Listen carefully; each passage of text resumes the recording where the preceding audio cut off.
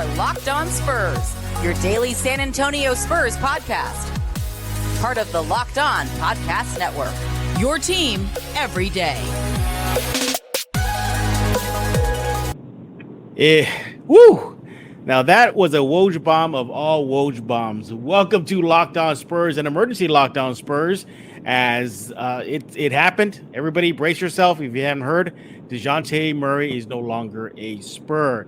ESPN's Adrian Wojnarowski just broke the news that the San Antonio Spurs and Atlanta Hawks have struck a deal, sending the all-star guard to Atlanta. He'll be pairing up with Trey Young. That'd be a great pairing right there. As the Spurs get back in return Danilo Gallinari and multiple first-round picks. And from Zach Klein, sports director out in Atlanta, he tweets that the Hawks are trading the 3 first-round picks are the 25, 27, and unprotected 26 is a swap. Woo! There's a lot to unpack right here on Locked On Spurs. Who is going to help me do that is James Pledger, my good friend over at San Antonio Sports Star. Follow him on Twitter at IamPledger. James, let's just dive into it. Your overall thoughts, your first reaction when you heard the news. Tank. I mean, you just trade away your best player, the only all-star on this team.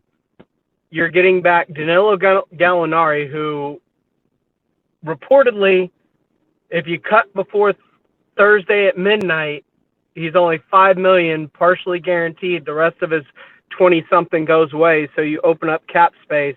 So they're either trying to open up a lot of cap space to make a huge splash in free agency, or like when I hear Avery Johnson say Jeremy Sohan's going to be 2 to 3 years in the G League, that tells me they're in for a full rebuild.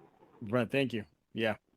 And that's exactly what it is. We'll get into the details in a bit, but I think we all knew that once these rumors, this fire and the smoke everywhere started percolating this offseason about Murray's time in San Antonio coming to an end, that it was going to signal a rebuild. Like, this is not just a rebuild, James. This is a capital R rebuild. This is a major rebuild. This is a sign, everybody, that next season's might be a little rough. This team is looking for the future, and they're playing the long game. I look at Dejounte Murray, and my first thought, as far as the details of the deal, are that's it. I didn't expect low first round picks for an all-star guard, James. What makes you think they're low?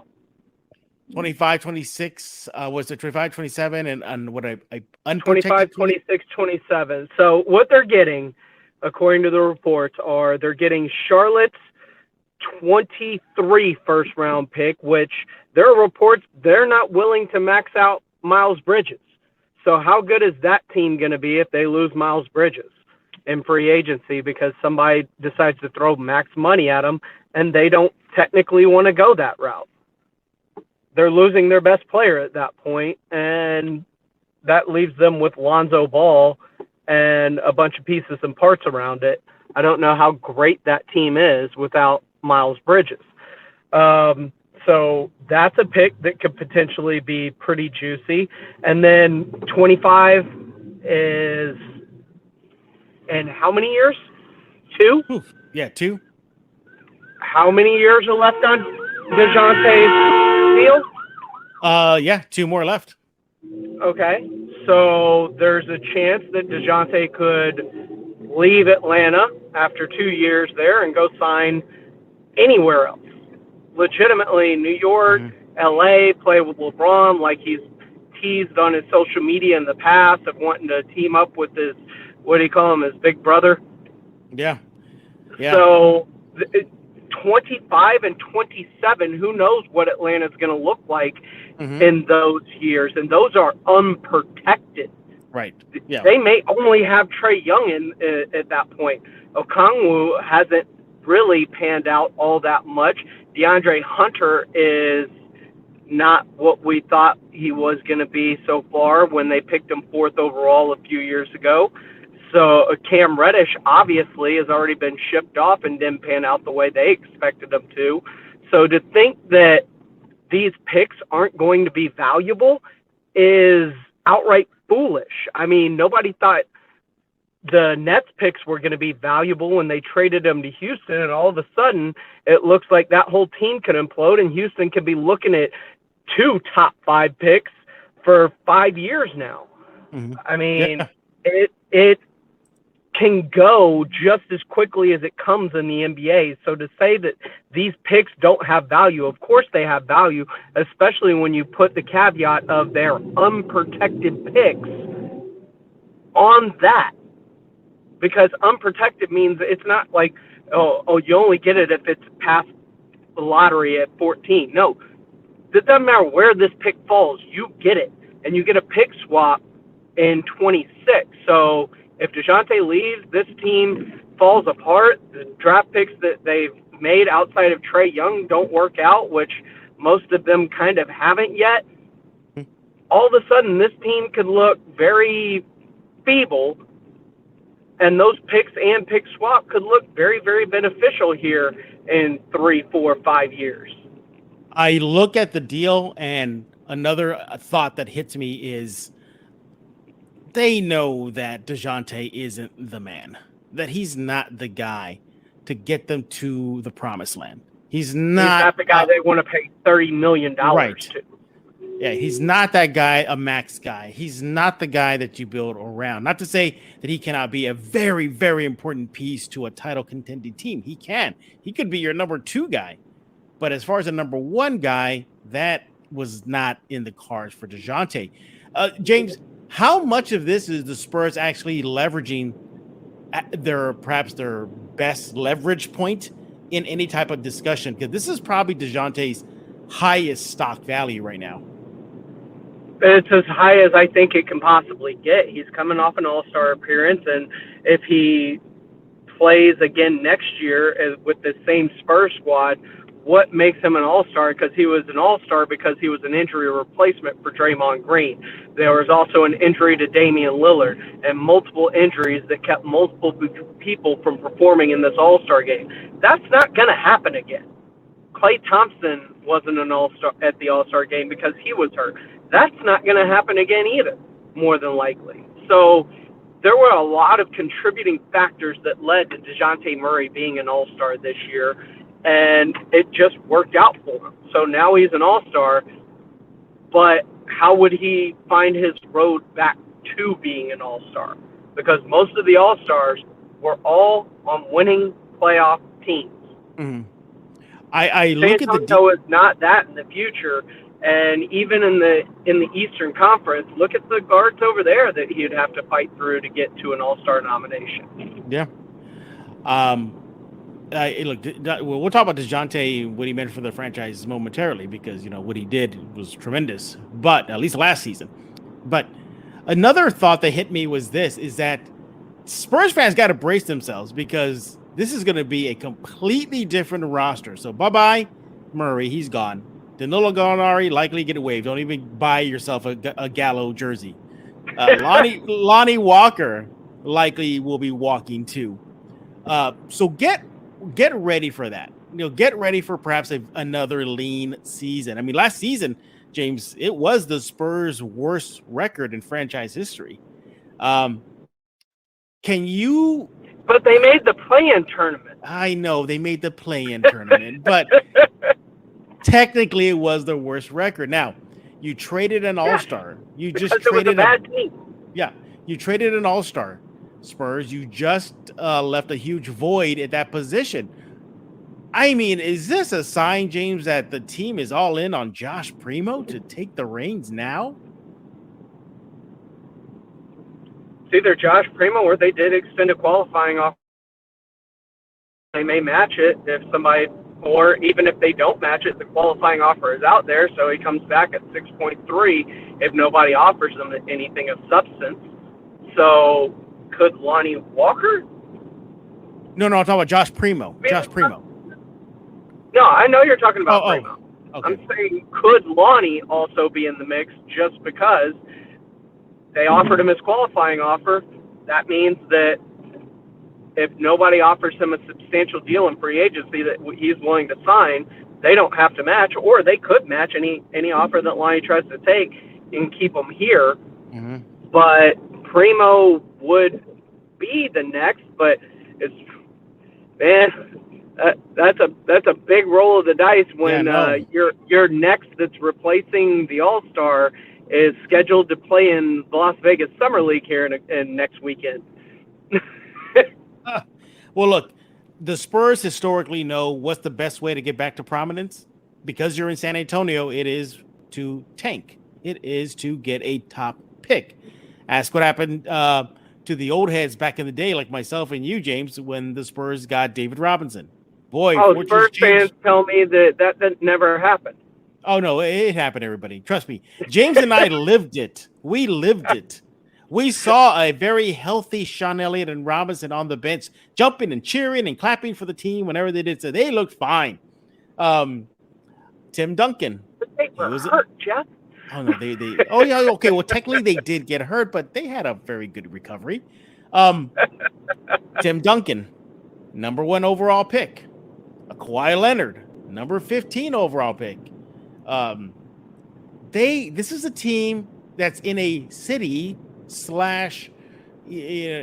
market that doesn't bring in top tier talent in the free agency market. They only do this they only get back to what we saw recently in their dynasty era was via draft. You get yourself a cornerstone player, Robinson, Duncan, what could have been with Kawhi, and you build around that. And look at the teams that were competing for an NBA title this year. How did they do it? Golden State. All the players they drafted, that was their core. Boston. All the players they drafted, that was their core. Milwaukee. All the players they drafted, that was their core. The only person they brought in, and that was via trade, was Drew Holiday. I mean, a lot of these teams that were competing for titles this year, Phoenix, all the players they brought in, they drafted. So, except for Chris Paul, obviously, who was a free agent. But Devin Booker, DeAndre Ayton, Mikal Bridges, all those drafted players, part of their core.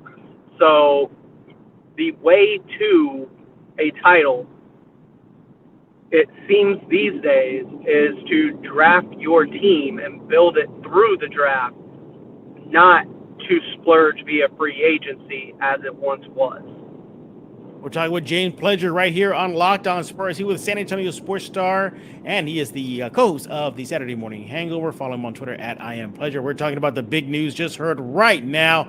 Dejounte Murray era is over in San Antonio. He has been traded to the Hawks, and we're now sifting through the ashes right now. What does this mean for the Spurs moving forward?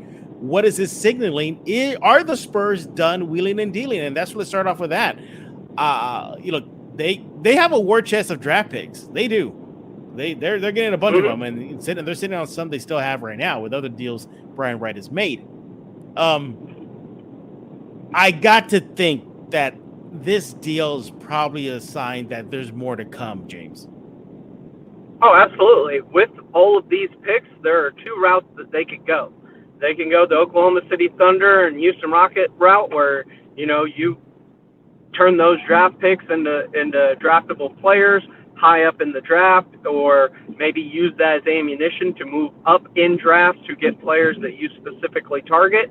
Or you can use these picks to get players in a sign and trade like a Bradley Beal, who has just become available and opted out of his deal, DeAndre Ayton, Zach LaVine, like different players who would be available in free agency that could be had via a sign and trade to where you'd have assets to return to these teams that would then satiate their needs on the return end to where you could get all-star caliber players that way.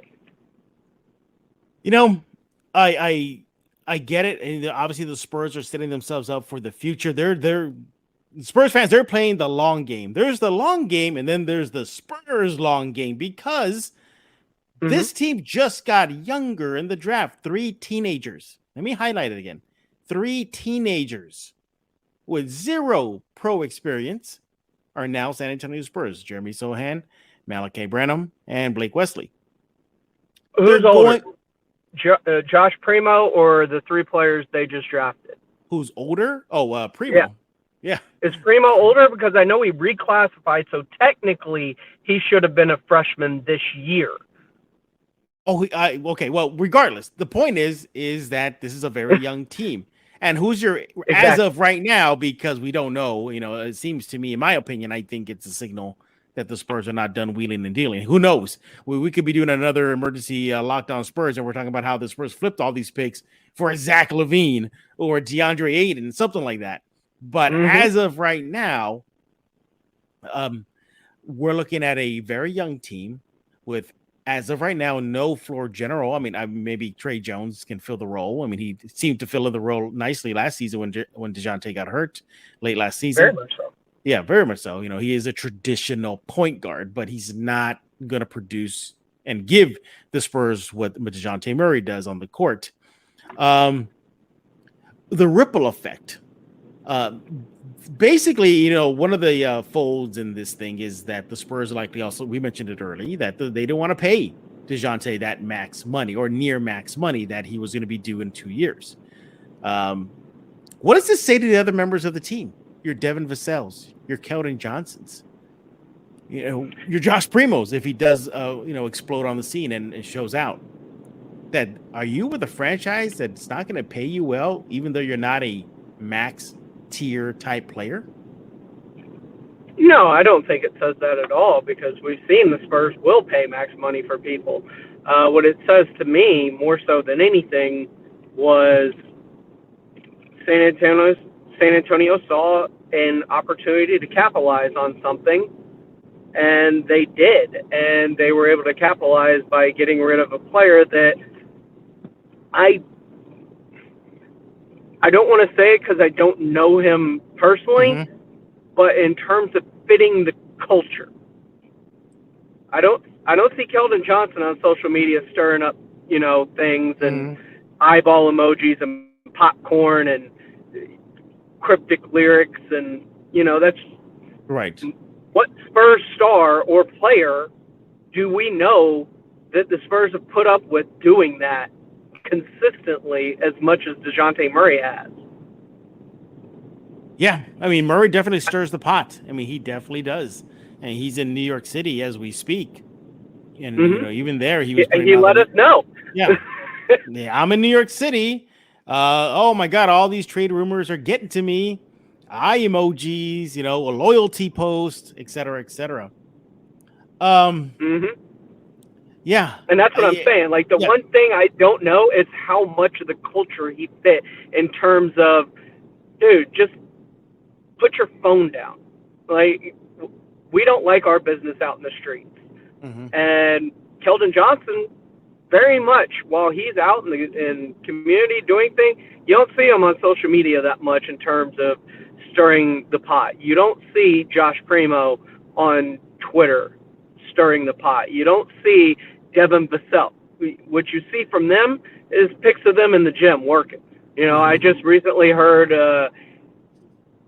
was it Vassell and Keldon were both getting up shots after the rookies training camp because they wanted to be putting in work. That's what I hear about them on social media. Yeah. I don't hear about girlfriend, baby mama drama, whatever it may be. Yeah, I mean, Dejounte even brought in family issues with him and his dad. Yeah. And it's just, and that was a sweet and touching moment, and I love that, seeing that from Dejounte Murray, because we don't get to see all the sides of these players. I'm not saying I don't like it. I'm saying I don't know that the Spurs like it, because what other players have you ever seen doing anything like that on social media, out in the open like that? And that's the part where I'm like, I don't know if he fit the culture in terms of just them wanting to be more shut off from the outside world and leaving more questions than answers about who these players are outside of basketball players. Once again, according to ESPN's Adrian Wojnarowski, the San Antonio Spurs and Atlanta Hawks are, it's not official yet, but basically if Woj says it is pretty much official, that they're going to be trading Dejounte Murray to Atlanta in exchange for Danilo Gallinari, likely not to be in a Spurs uniform, and draft picks 2023 first round pick via Charlotte, a 25 and 27 first round picks, and a pick swap in 2026. So the Spurs definitely loaded up with a war chest of draft picks. And even if they don't do anything, even if this is the last major move they make ahead of next season, they'll be set for the future because you can always flip these pieces on trade day, move up the draft, tank, get that number 1 overall pick that everybody presumes it'll be. I can have a hard time pronouncing the name. Victor Wembanyama. Thank you. Out of France. Another big. See a pattern here? Every time there's a major big in the pot draft pool, Robinson, Duncan, Spurs seem to always get that guy. But yeah.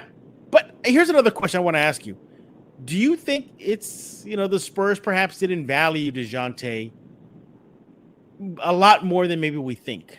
Maybe, if he really is the guy, you keep him, treat him right. But absolutely. Him, yeah, go ahead. Absolutely, you keep him and treat him right if you thought he was the guy. There's no doubt about that. The question becomes, not only does that signify that I don't think they believed he was the guy, but it also signals the fact that maybe with Dejounte Murray, the ball sticks it a little bit with the point guard. And you watched enough Spurs games to know there's a little bit of stickiness in Dejounte's game, the same way there was in DeMar's game, to where the ball doesn't move as crisply around the court. Well, maybe because he had no choice last season. Maybe Pop wants to see the ball move more because good to better, better to best possible shots. You saw Keldon shooting a career high from behind the arc this year. And if the ball continues to move, Keldon's getting more looks like that. Devin's getting more looks like that. Maybe he wants to see more of the beautiful game, and Dejounte was just really sticking the ball and preventing them from doing what Pop wanted offensively. I'm speculating, of course. I don't know exactly what they wanted, but by moving on from Dejounte, it does open up the ability for guys like Keldon, guys like Devin to be able to take that next step. And that's something that we both wondered about. Like, when's that next step going to come from Keldon? We got like a little mini jump from him this year, but when's he going to take that jump that puts him into 20 points a game kind of area, Right. I'm still thinking about this deal that just was likely going to happen. The Spurs have not made it official yet, but nevertheless, it more than likely is official. It's going to happen once the free agency begins tomorrow. Likely become official sometime tomorrow, if not in the coming days. I look at the Spurs team and I think, well, specifically Brian Wright, James.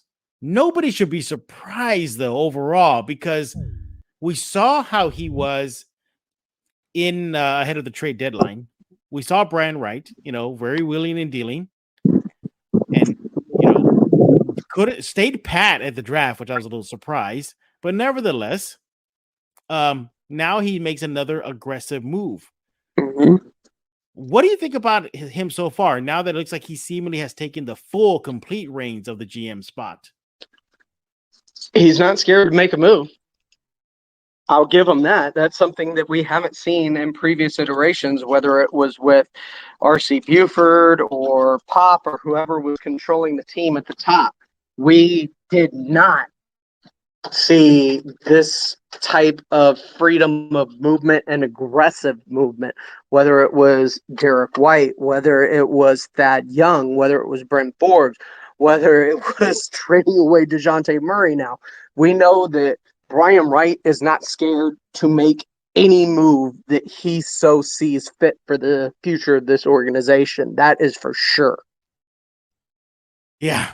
I think things were definitely percolating leading up to the big news. I mean, I was told, and I didn't really say anything because just be, basic, hey, we're just checking in with the franchise kind of thing. but Clutch Sports reps were in San Antonio recently, and they met with Team Brass. It's not just Dejounte they have on the roster in San Antonio. It's Dejounte. It's also Lonnie. So, play it safe. Just don't say anything because I don't know the details. But, I mean, that should have been a very big signal, if I put it out there like, hey, something maybe is about to come down. Yeah, I mean, I don't even know how to grade this deal because I feel like it's incomplete. Because I have to believe, James, this team, Brian Wright, is not done making moves. No, I don't think it's done. These picks are going to be used as future assets, whether that's in a trade during the draft or a trade to acquire players or a trade out of drafts to acquire more draft picks.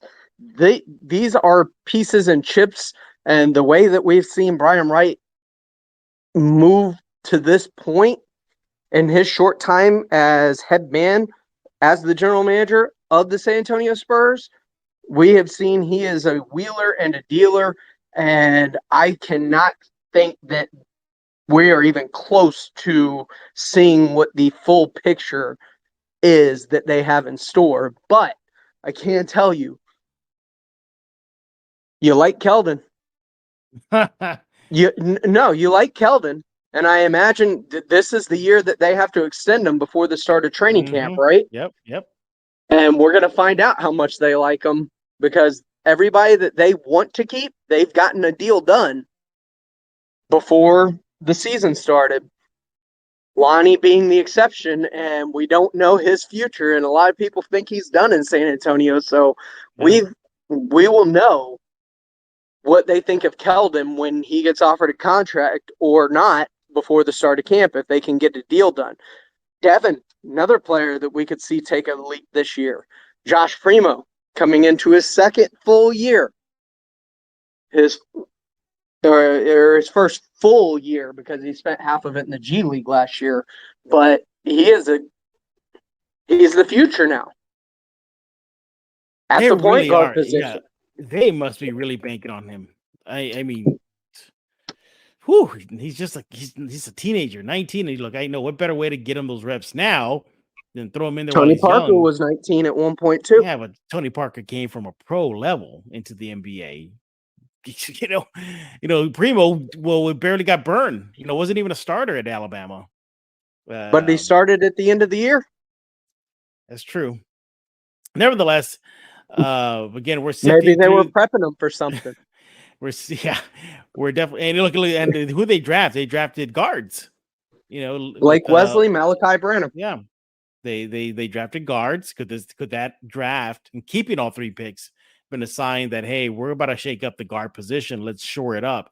You got none of us thought that they were going to use all 3 first-round picks.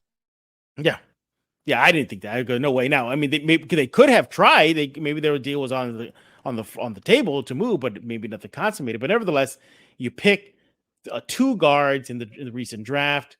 I'm pretty sure now you'll likely see Malachi Branham and Sohans and maybe Blake Wesley's time in Austin, be shortened a lot more. I would expect them. I don't hope them again, like, barring any other move, that changes the roster dramatically.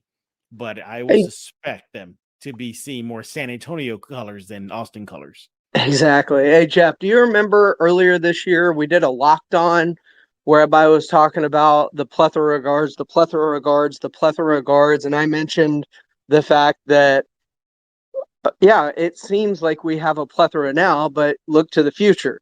You've got players that contracts coming up, like Lonnie Walker and Trey Jones and Brent Forbes and Derek White, his future being unknown. All of a sudden, all that plethora of guards everybody was scared of and didn't want to draft a guard, no matter how stupid it sounded. Where's that logic now? Because drafting guards looks like a pretty smart move. How are you expecting a bad season next year? Again, I have to couch this. We don't know what the Spurs moves are, if there's any ahead of the time. But as of right now, with what you're working with, James, should Spurs fans expect another bad season. God, unless you see massive, massive leaps from Keldon, Josh, and Devin, it's hard to see this team even being the same as they were last year, 10th in the West, with the worst record in franchise history, as you pointed out, or one of their worst records in franchise history. Yeah. I mean, it is hard to Yeah. see this team being any better than it was last year unless those three players take significant leaps between now and the start of next season. Yeah. Look, there were Or they go out in free agency and just wow us all by signing and trading with these draft picks that they just acquired. It was, I think, as the dust starts settling, in the days to come, and the reality of it, becomes more real. I think you will look back. I'll look back. Maybe not all. Some fans will look back, say, you know what, maybe this deal had to be done because, damn it, James, this is what they should have done when LMA and DeMar were in Spurs colors. Yes. This is exactly what they should have done, James. Your thoughts? I mean, how many times did I bring up the fact that they waited too long to decide on the future of Kawhi Leonard? And by the time they made their decision, they got pennies on the dollar for him from Toronto. When, I don't know, while DeMar was great and all, seeing what Brandon Ingram did against the Spurs in that playing game and the future looking bright in New Orleans, you had a chance to kind of nab Brandon Ingram from LA in a potential Kawhi deal. So your unwillingness to even do business with LA cost you a chance at a player that had a very high upside who was a number 3 overall pick. You had multiple opportunities to move Marcus Aldridge before.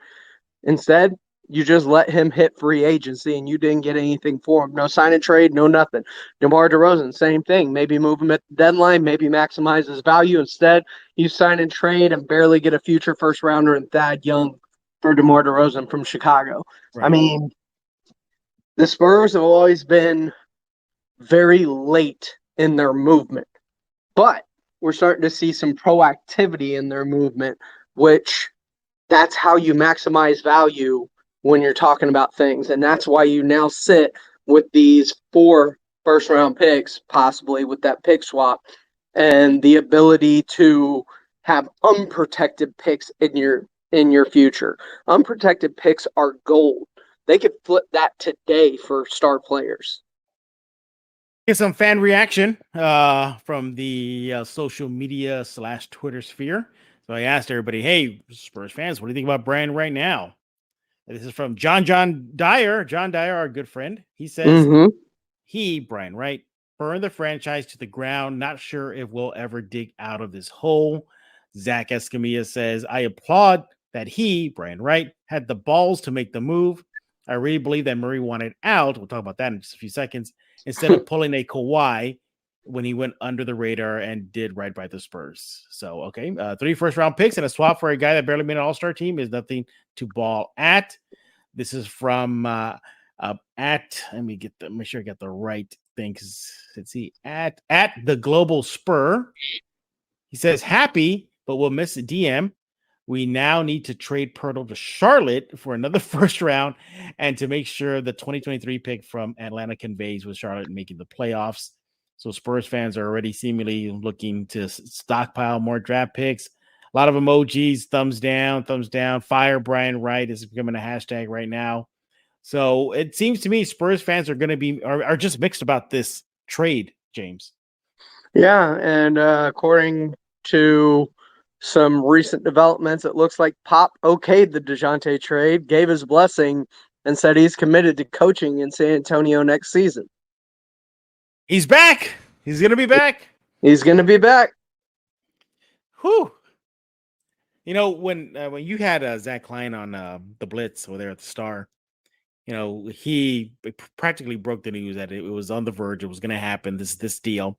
But I loved how he couched it in there saying that Pop had to give the go-ahead.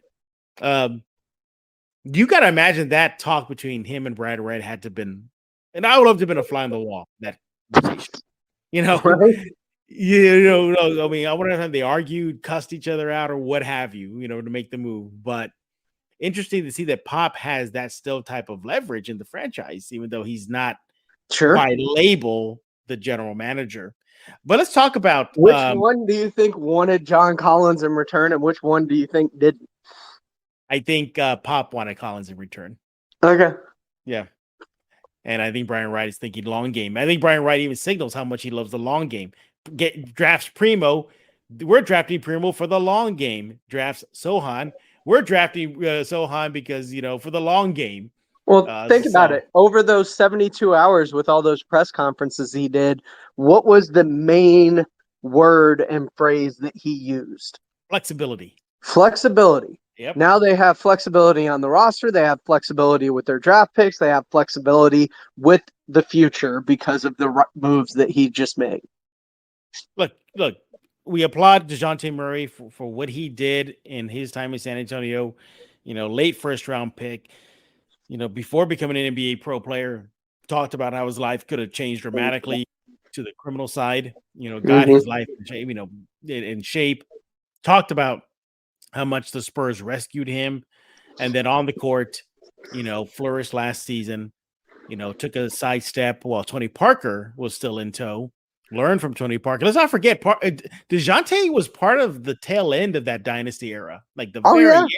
And he was part of the Kawhi Leonard era in San Antonio.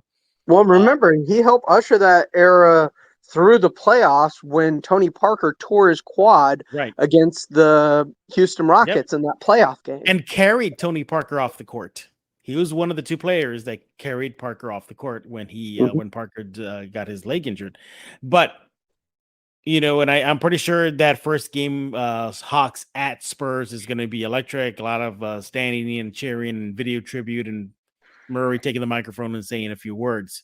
But how much do you think that perhaps that maybe in the back of his head, he wanted out of San Antonio? And I bring this up not because he didn't like Pop or the city or his teammates. Know. He did have that cryptic tweet about Ime during the finals after they made the NBA finals where he said, "You believe me when you know who didn't."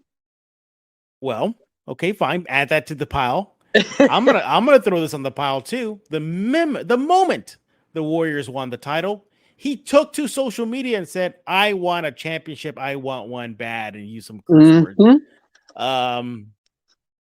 He sees his contemporaries winning titles. He probably saw Derek White reach the finals. But you know what? Wait a minute. He got out of San Antonio via a trade, and he did that. He got to a title contending team. Can I do that too? Who knows if Atlanta's done shaping their roster, but Atlanta is way ahead of the curve than the Spurs are when it comes to making a playoff push. And remember, they're just 1 year removed from being a game away from the NBA Finals. They were in the Eastern Conference Finals the year before. How much do you think that perhaps Murray wanted an exit out to go to a better situated team? I wouldn't be shocked at all. I wouldn't be shocked in the slightest. Do I think that was the case? Do I believe it in my heart? I don't necessarily think he was forcing his way out, but there may have been inklings, subtle hints maybe. Like, hey, man, I'd really like to win a title at some point soon. And, what are we going to do?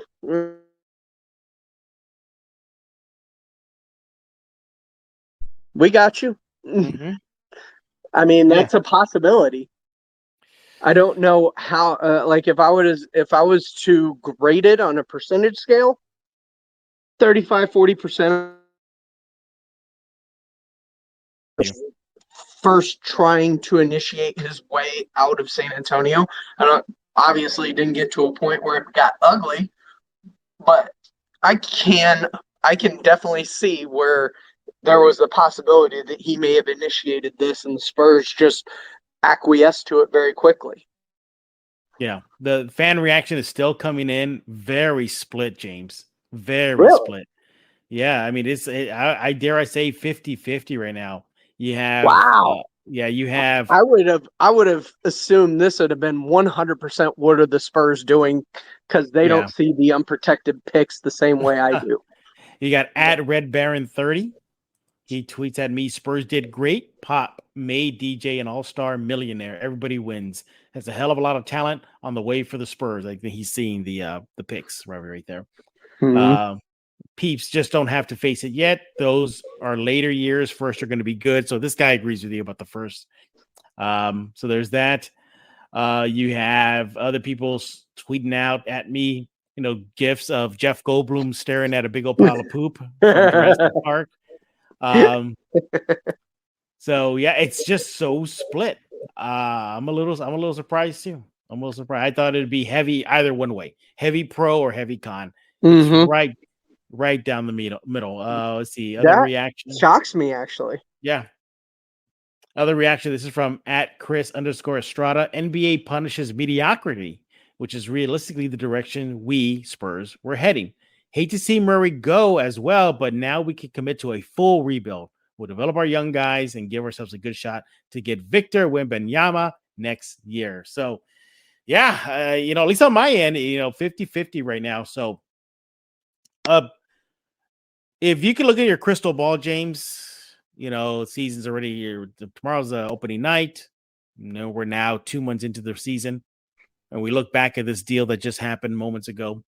You think Spurs fans would understand the long plan by now, or you think they'll still be grumbling about, we should never trade DJ? How far in the future am I looking?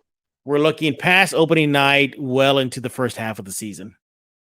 No, it'll take multiple years before the Spurs fans see the benefits. I think a lot the initial reaction, especially if they're bad to start, is going to be visceral and hate-filled until the future of what this is comes to fruition, and that possibly being Victor Wembanyama, which, by the way, nobody's talking about him the same way they talked about Chet Holmgren. Nope. And at least on video, he looks way better. Like, Victor's not a very thickly built dude. Yeah. He can snap in half. Seriously. So I love draft time because people put these expectations on players and what they should be immediately coming into the league. And Giannis was rail skin coming into the league. He was rail thin. Well, Kevin Durant never got thicker. He stayed the same practically. It worked out okay for him. Yeah, it worked out for him. KG, Kevin Garnett, same thing for him. But this is what your starting lineup could possibly look like next season without Murray. Okay. Jakob Poeltl. Okay. Keldon Johnson. Devin Vassell. Yep. Devin Vassell. Yep. Devin Vassell. Well, I don't know. I'm just going in any particular order here. Okay. Devin Vassell, Jeremy Sohan, and Josh Primo. Oh, okay. There's my 4. There's your 4. That could be. How much do you expect that to be my starting lineup next year? Yeah, it ain't gonna happen. I expect to see Jeremy and Austin for the beginning of the year. Yeah, Jeremy and Austin, who can do. Lonnie probably not putting on those Spurs colors at all next season. All those Spurs probably not, but the Spurs have the right to match any offer. They do, but if this is any sign that they're in full blow up tank mode and lose the season, then you know what, Lonnie, you may win us a few games. Get out of here. You're going to cost us some money that we can use down the road. If that's the case, they'd have to renounce his rights. Yeah. Or they just don't match, right? So they just pretend. Well, you don't match, but if he doesn't get an offer, he is, in essence, the Spurs at $6.3 million, his qualifying offer. No, I was just about to let you go, but I just got this tweet. Let me get your reaction to this. Mm-hmm. So this is from @Will Santos with 3 S's. Ooh. He says, put him, Brian Wright, in basketball jail for 6 months. I expected 4 first-round picks. I mean, you got 3 in a pick swap. That is 4. Oh my goodness! Is it not? Is my math wrong? You're right. You're right. It is. It's a pick swap. Yeah. I mean, because that's really the only thing you can do, because you can't trade picks in consecutive years. So the only thing to fill in the gaps you can do is pick swaps. Yeah. Ah, wow. I'll get your final thoughts on the deal that just happened. When you heard the noise, you saw the smoke, and you maybe saw the fire. Mm-hmm. Did you really think the Spurs were going to pull a trigger on a deal? No, I legitimately did not think it was going to happen, but I can see why they did what they did, especially with this return. Like I said, these future picks are so far off into the future and they're unprotected that those could be very, very beneficial picks when we move forward. And look at what Golden State did. They moved off some picks and they ended up with a Wiseman with Yeah. the number 2 overall pick, right? I mean, you don't know what a future first round unprotected pick can yield. It yields results for whether it's the Boston Celtics getting Jaylen Brown and Jason Tatum out of their picks from the Brooklyn Nets from way back during the KG trade, or if you look at it in terms of the Golden State Warriors and getting James Wiseman, because that was an unprotected pick that they got in the D'Angelo Russell trade, or if you look at another future unprotected pick Houston is going to get once Kevin Durant and Kyrie Irving are out of Brooklyn here in the next. Do you expect them to be there for 5 more years? Because I don't, especially after what's gone down this offseason. Mm-hmm. Houston could end up with an impressive amount of picks from Brooklyn that could be very, very high over the next few years, and that includes their pick swaps. Mm-hmm. So Yeah. an unprotected pick can yield results that you can't even fathom because you can't see that far into the future. And no NBA team really can, which is why the Lakers are so hesitant to trade away their 2027 and 2029 first round picks to unload Russell Westbrook's contract, or excuse me, Russell Westbrook's contract, because there's no telling what those are going to be, and Mm-hmm. LeBron's not going to be there in 27 and 29. Wow. I'm right there with you. I didn't think it was going to happen. Now, what I interpreted it as is just simply Brian Wright GMing, doing what he's paid to do. Take calls and the usual suspects just reporting on what they're hearing. That the Hawks are calling the Spurs, and Brian Wright is talking, and they mentioned Dejounte. Mm-hmm. That's all I took, and I thought at the end of the day, Dejounte will still be a Spur. But wow, was I shocked? My mouth dropped. I was like, this can't be right. I even checked to make sure it wasn't like a fake Wojnarowski account. Like that's how paranoid I was. Like, this fake? Oh, my first thought. But it's over. The Dejounte Murray era is over. Although nothing official yet, it likely is. A lot of good memories from Dejounte, from his breakout season last year to his string of triple doubles that he had, to, as you mentioned, filling in for Tony Parker and beginning his ascent in the NBA. To even him getting a fight with your boy James Harden when he was wearing a Houston uniform out in the AT&T Center. But to blocking my boy Jimenez on Twitter. blocking Michael Jimenez on Twitter. Any other favorite Dejounte Murray Spur moments you have? No, I think him blocking Jimenez is my favorite.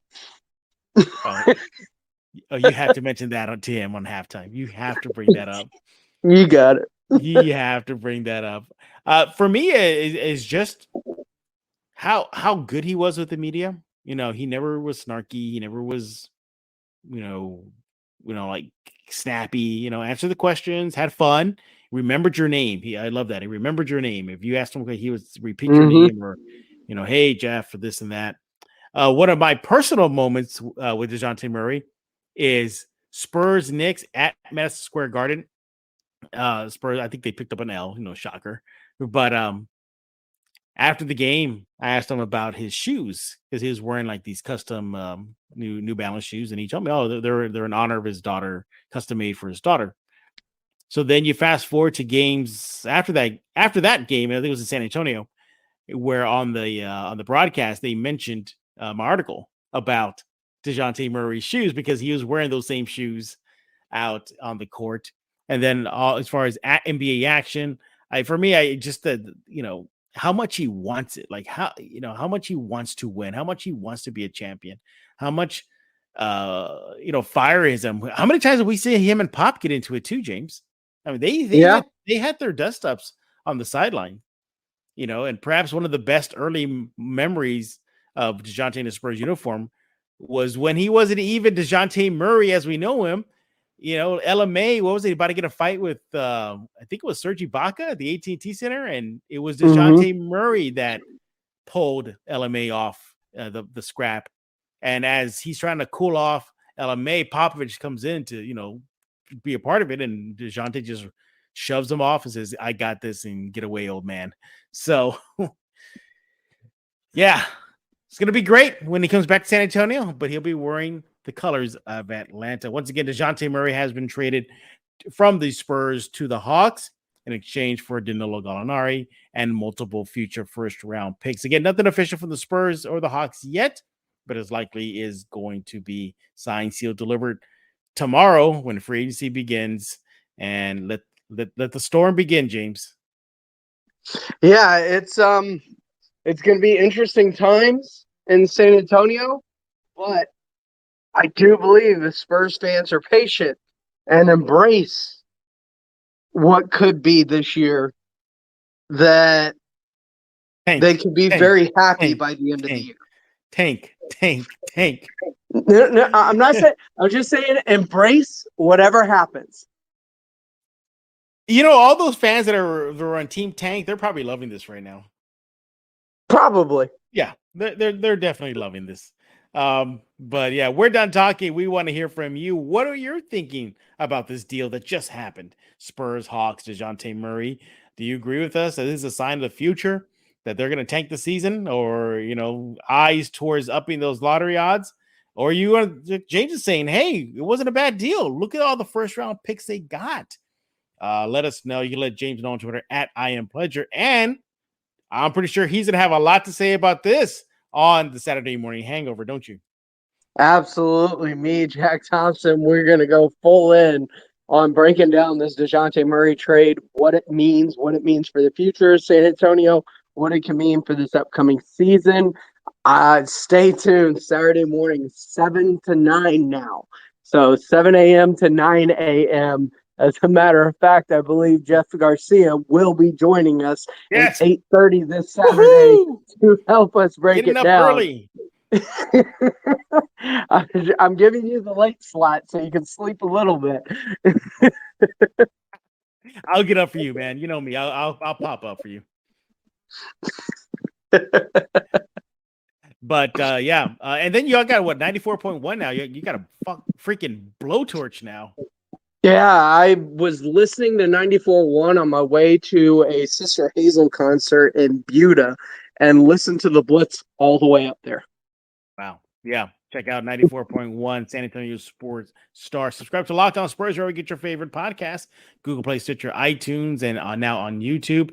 We thank you for making Locked On Spurs your first listen each and every day. I'm pretty sure you want to hear the Hawks side of things, so go check out Locked On Hawks right now. They're probably rejoicing, popping champagne bottles right now, because that's exactly what they were looking for to pair Trae Young with. Question. Yeah. Do you think Dejounte Murray makes them a championship contender? No, but it pushes them very close to that. Okay. No. I don't think it makes them a championship contender either. I was just. I think things for me hinge on John Collins and what they're going to do with him. If he stays, and that's, he doesn't get dealt as many people think he is, then Collins, Young, and Murray is not too bad. Not too shabby. That's a great trio. Yeah. Is Clint Capella out there? Clint Capella's out there. Yeah. So there's your defensive monster. Onyeka Okongwu is out there. DeAndre Hunter is out there. They've got a log jam at the 4 and the 5. Yeah. Oh, hey, Hawks, we got a lot of picks. You want to flip some of those guys for those bigs that we kind of need? Right? But we're done talking. As I said, we want to hear from you. We told you how you can get a hold of us, so go ahead and do that. So for James' pleasure, I am Jeff Garcia. We're going to put a lock on this episode of Locked On Spurs.